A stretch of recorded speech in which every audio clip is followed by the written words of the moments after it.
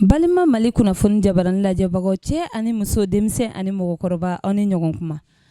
Aw bisimila ko kura aw ka jɛmukan mandi kɛnɛ kan ni o ye cɛsiri bulon ye.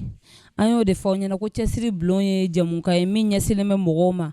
Mɔgɔ de ko e bɛ wuli ka dɔ kɛ i yɛrɛ ye. K'i cɛsiri sabula dɔ kɛ o de bɛ mɔnɛ bɔ mɔgɔ la. An ka émission in bɛ i wele. Ayiwa bi an wulila ka se Titi Ɲare la. An balimamuso dɔ ma ale ka baara bɛnnen bɛ salon baara ma ni ale tɔgɔ ye ko Kadi Kuyate. An wulila ka ɲininkali damadama tɛnku a la a ka baara hokumu kɔnɔna la walisa an bɛ se cogoya min na ka faamuyali sɔrɔ a ka baara in na. N balimamuso Kadi i ni ɲɔgɔn. Nse somɔgɔw nse.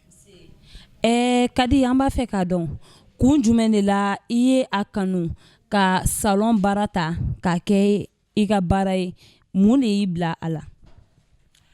N b'a fɔ fɔlɔ sani ka don kuma na ko jama bɛɛ ni ɲantuma. Aw nali diyara n ye a bɛnna ma. Donc i ye ɲininkali ni question na a diyara n ye kojugu. Salon baara a kanu min y'a kanu donna ne yɛrɛ de bɛ maquillage fɛ naturellement. Sani n ka salon baara daminɛ maquillage kun ka di ne yɛrɛ. Du coup souvent ni n bɛ bɔ ka taa kun yɔrɔ na n bɛ pratique kɛ n yɛrɛ kan fo ka n'a kɛ n fɔra la. Donc mɔgɔ b'a apprécier Kadi i tɛna mɔgɔ ma k'i ka wari minɛ dɔɔni fo n na salon dayɛlɛ. Donc n ye salon dayɛlɛ bi o yɛrɛ de maquillage kanu donna. Kadi n'an y'a faamuya n'an bɛ se k'a dɔn i ka salon in dayɛlɛ ani bi cɛ a bɛ san joli ɲɔgɔn na bɔ? Ne ka salon dayɛlɛ ni bi cɛ a tɛ san caman bɔ. Ne y'a daminɛ so kɔnɔ a ma mɛn. I b'a dɔn k'o ye dakan baaraw de ye quoi. Ni Ala ko k'i dakan ye fɛn fɛn i b'o kɛ. Sɛnɛ ne ye bac de kɛ n ye ɲinan bɛ université de Jomani la. Donc salon baara in nana bila la situé ka bila la. Ne ye baara kɛ daminɛ so kɔnɔ kalo 3. Kalo 3 dɔrɔn ne ye salon dayɛlɛ. Awɔ. Voilà. Salon dayɛlɛli san 1 ani dɔɔni a tɛ san 2 yɛrɛ bɔ fɔlɔ. Awɔ. Tiɲɛ yɛrɛ la i kan ka Ala fo k'a barika da. Kadi yala an bɛ se k'a dɔn fana i ka baara in kɔnɔna la jɛɲɔgɔnya bɛ i ni salon mɔgɔ wɛrɛw cɛ wa ani kɔkan na aw ka clientèle la k'o bɛ cogo di? Si jɛɲɔgɔnya bɛ ni salon mɔgɔ dɔw cɛ. N terimuso dɔw bɛ yen olu ye salon tigi ye. Donc ni salon tigiw bɛ bɛn événement kɛyɔrɔ la an bɛ taa artiste maquiller jɛɲɔgɔnya b'an cɛ. Parce que ne bɛ se k'a fɔ ne yɛrɛ ye salon tigiw bɛɛ la denmisɛnnin ye. A bɛɛ ye ne kɔrɔw de. Donc n bɛ foli belebeleba k'u bɛɛ lajɛlen nin yɔrɔ in na.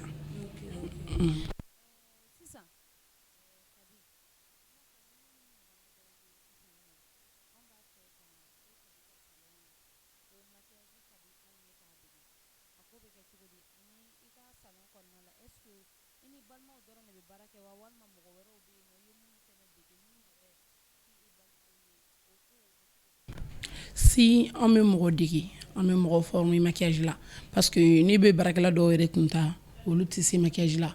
N yɛrɛ y'a kanu don mɔgɔ caman na ka maquillage kɛ. Baarakɛla yɔrɔ bɛ n bolo minnu tɛ n balimaw ye. Ni n balimaw fana bɛ baara kɛ. Donc an caman de b'a kɛ.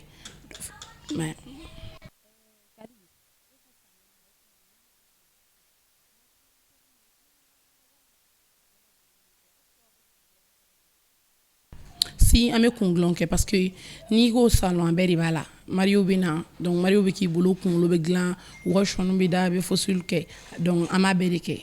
En un mot dire.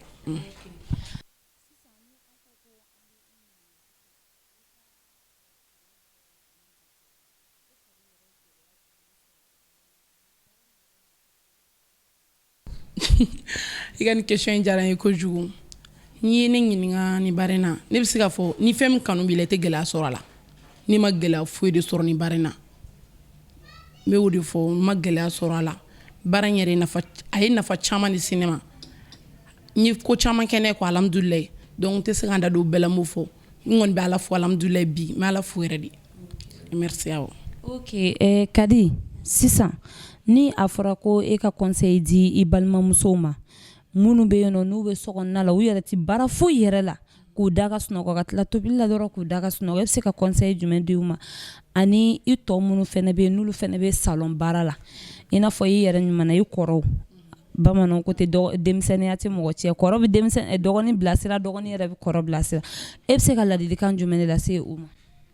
Bon ladilikan min ne bolo musoya tɛ mɔgɔ tiɲɛ k'a fɔ ko n ye muso in min ban baara ma ka n daga sunɔgɔ n'o tɛ bɛɛ kan ka bose de parce que i b'a fɔ n bɛ n jigida fa ta kan ba ta kan n'o tɛ ni n furula n bɛna taa cɛlaso de la n cɛ bɛ n ta en charge o tɛ parce que don o don cɛ tɛ se ka mɔgɔ ka besoin bɛɛ satisfait quoi donc i yɛrɛ mana dɔ bose k'a k'i yɛrɛ i yɛrɛ b'a avantage ye fɛn caman nege b'a minɛ bi an bamakɔ muso an ka kungo tɛ ban don o don uniforme an bɛ sanu sanw na riche sanw donc a ma nɔgɔ cɛ tɛ se k'a bɛɛ kɛ cɛ k'a fɔ k'a ka besoin personnel kɛ ka tila k'anw ta kɛ a ma nɔgɔ donc n'i yɛrɛ ye dɔ kɛ i yɛrɛ b'a ye baara nafa bɛ yen n'a fɔra i yɛrɛ k'i bangebagaw ta souvent bangebagaw ka cas n bɛ se k'a fɔ n bɛ n da don o yɔrɔ la dɔɔni i bangebaga ka charge dɔw bɛ yen nɔ tuma dɔ la den bɛɛ kan ka jira n ba la n bɛ se ka nin kɛ parce que baw y'an ka priorité ye n bɛ se ka nin kɛ ni e tɛ fɛn ne bɛ se k'o kɛ i bɛ taa ɲini cogo di donc n'i b'a fɔ n balimamuso bɛɛ an bɛɛ ka baara kɛ baara de bɛ mɔgɔ mun nafa. Kadi i ni ce i ni baraji i n'a fɔ i yɛrɛ bɔra k'a fɔ cogoya min na i ko ko mɔgɔ wɛrɛw b'i bolo i ni minnu bɛ baara kɛ ayiwa an bɛna ɲininkali dama dama tɛnku fɛnɛ na o fɛnɛ ka se ka o hakilinata di aw ka jɛɲɔgɔnya la aw ka baara hukumu kɔnɔna la.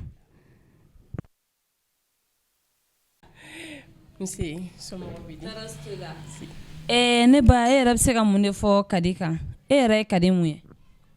Bon sɔni ne k'an yɛrɛ présenter fɔlɔ an b'a fɔ Allahumma salli ala sayidina Muhamadi wa ala ali Muhamadi wa salim sɔni ka ɲaga fɛnba fufu nɔ la mun y'a fufu i bɛ ɲaga o de la sɔni k'a fɔ ko Kadi i b'a fɔ k'a fa n'a baw de donc an bɛ faw bɛɛ fo yan ka baw bɛɛ fo yan donc ne ye Kadi kɔrɔmuso ye ne tɔgɔ Fatumata Kuyate bɛɛ bɛ ne wele ko Bijou dans la famille voilà.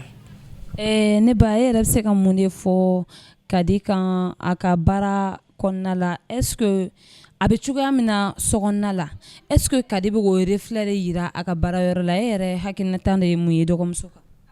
Bon yɔrɔ ni a balimaw ye fɛn fɛn fɔ yan an b'o bɛɛ kɛ ko wɛrɛ ye mais mɔgɔ wɛrɛw nana ka na u ta fɔ a kan ni dɔgɔnin bɛɛ lajɛlen ka ɲi mais bi ta ye Kadi ko ye i bɛ se k'a fɔ de ko Kadi a man di ye ou bien n y'a ye a kɛcogo man di n ye sinon Kadi tɛ mɔgɔ fariman ye mɔgɔ jugu tɛ wa a ka ko ka nɔgɔn o de don donc ne dɔgɔnin bɛɛ ni bonya ni karama de don salon in kɔnɔ yan maquillage mana kɛ ni ne nana mɔgɔ min ka di ne o de bɛ ne maquiller tranquille la ne bɛ taa n ka kungo la taga la yɔrɔ ne ye kɔrɔmuso min ye ne ka ko ka ca mais ne dɔgɔnin bɛɛ bɛ ne muɲu n'o ye voilà. Ok grande sœur merci beaucoup i ka nin kuma ninnu na. E yɛrɛ bɛ Kadi bolo ɲinaya san joli. Presque ni y'a san kelen ne bɛ Kadi bolo mais ne tɛ Kadi bolo comme baaraɲɔgɔnya Kadi ye ne k'a dɔ de n wulila Kadi bɛ wuli ne jɔra a bɛ jɔ donc Kadi tɛ ne bolo ne t'a bolo baaraɲɔgɔnya la quoi. Donc ni y'a faamuya sisan a y'a balimaw minɛ cogoya min na a ye fɛnɛ. I bɛ se ka ladilikan jumɛn lase Kadi. Ne bɛ se ka ladilikan min lase Kadi ma dɔrɔn Ala ka Kadi mɛn si la Ala kana foyi kɛ Kadi la hali bi a bɛ ka fɛn min ɲini Ala fɛ Ala k'o nɔgɔya ye. Merci beaucoup ne ba. An la ne ba. Nse ani wula somɔgɔw. Nse. Tɔgɔ ni jamu. Kuyate Nɛnɛ. Kuyate muso. Kuyate e yɛrɛ bɛ se ka mun de fɔ i balimamuso Kadi kan. Ayiwa baasi tɛ ko min ɲininkara an bɛ kuma an ka karamɔgɔ Burama Sumano ko ma dɔn la ko kuma tigɛra mɔgɔ la kuma sarala mɔgɔ min na n'i ma se ka fɛn fɔ nka Kadi ko la ni ne ko ne bɛ kuma dɔrɔn ni m'a bɛɛ tiɲɛ n t'a dɔn n bɛna mun fɔ wa en un mot dire Kadi ye ne yɛrɛ nɔna de Kadi dalen don ne de kan bon ne tɛ salon tigi ye nka n t'a dɔn n bɛ mun fɔ i ma ne de kɛra bɛɛ laban nka ne de bɛɛ fɛnɛ kɔrɔ ye yan i y'a faamuya ne tɛ salon tigi nka salon in kɔnɔ Kadi ye dɔgɔnin bonya b'a bolo karama b'a bolo a bɛ so kɔnɔ cogo min kɛnɛma tɛ bɛɛ bɔra i balimamuso ko sisan kuma kɔnɔ k'a fɔ k'an ka Kadi ka défaut dɔ fɔ ni fɛn min tɛ mɔgɔ la n'i y'a fɔ i ye nkalon t'a la Kadi ka ɲi nɔ a ka ɲi kojugu n bɛ dugawu de kɛ Kadi ye denmisɛnnin nɔ Ala ka mɔgɔkɔrɔba si d'a ma Ala ka lakale don d'a ma don min tɛ bɛn halisa Ala ka salon Ala ka yiriwa ka tɛmɛ nin kan kuma foyi tɛ ne da Kadi ko la n bɛ dugawu de k'a ye halisa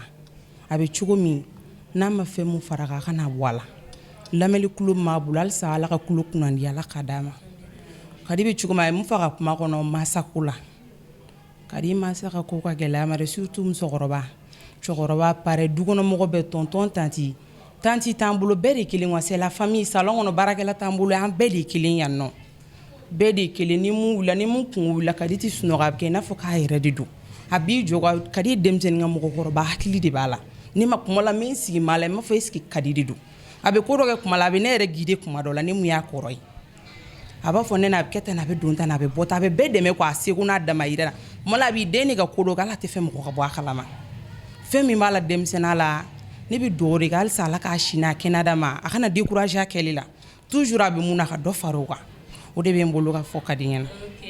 Merci beaucoup grande sœur Nceni Baraji. An la ne ba. Nse an la. Tɔgɔ ni jamu. Luntandi Sise. N balimamuso. Ne ba e bɛ se ka mun de fɔ an balimamuso Kadi kan aw ka baara ɲɔgɔnya kɔnɔna la. Ne b'a fɔ assalamu alaikum warahmatullahi wabarakatuh.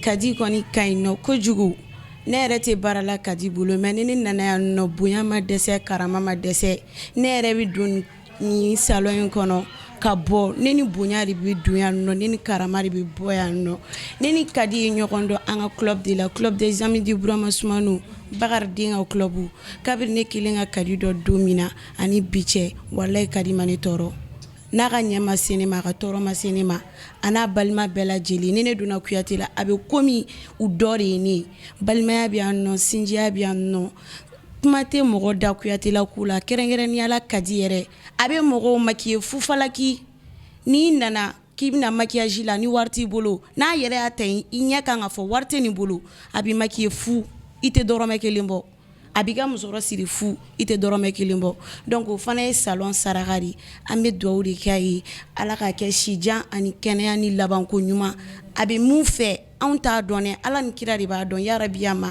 ala k'a sago d'a ma ala k'an bɛɛ lajɛlen sago d'a ma o de tun ye ne ka kuma. Ok, merci beaucoup. Ayiwa Kadi i yɛrɛ bɔra k'a ye an ye ɲininkali tɛngu i balimaw kumana mɔgɔ caman kumana ayiwa Kadi folikan jumɛn de b'i bolo k'a lase u bɛɛ lajɛlen ma. Folikan foyi tɛ ne bolo k'a lase u ma u bɛ ni cɛw ni i yɛrɛ donc ninnu ye ne balimaw de minnu bɛ na ne nɔfɛ n tɛ se k'a fɔ n k'olu ye mɔgɔ wɛrɛ quoi i b'a fɔ n ka employé non o tɛ n ka employé olu fana ye ne dɔ de donc ninnu bɛɛ de ne balimaw ye u bɛ ni cɛw yɛrɛ quoi ni baara daminɛna an bɛɛ bɛ effort fourni donc n'an ye baara daminɛ weekend na an bɛ si an ɲɛna ka fɛn bɛɛ kɛ u tɛ décourager u tɛ foyi ne bɛ foli olu ma donc Kadi yɛrɛ tɛ salon Kadi tɛ Kadi nɔfɛbagaw don ne kelen tɛ se ka salon bɛɛ jama bɛɛ maquiller olu de bɛ ne dɛmɛ fɛn bɛɛ donc n b'u fo u ni cɛw yɛrɛ. Ok Kadi mɛkɛ i b'a dɔn an bɛ nin bɛɛ la ne yɛrɛ ma se ka fɛn kelen ne faamu ko Kadi Kuyate bɛɛ lajɛlen kɔni bɛ Kuyatelakaw dɔn ni dɔnkilida de mais Kadi Kuyate a tɔgɔ bɔra n kɔnɔ Kuyate ni salon baara Kadi ne ma se ka nin kelen faamu dɛ wa ne y'a jateminɛ e balimamuso ninnu bɛɛ de fana bɛ salon baara kɛ o tuma na ni ne y'a faamu sisan aw tɛ jeliya kɛ yan.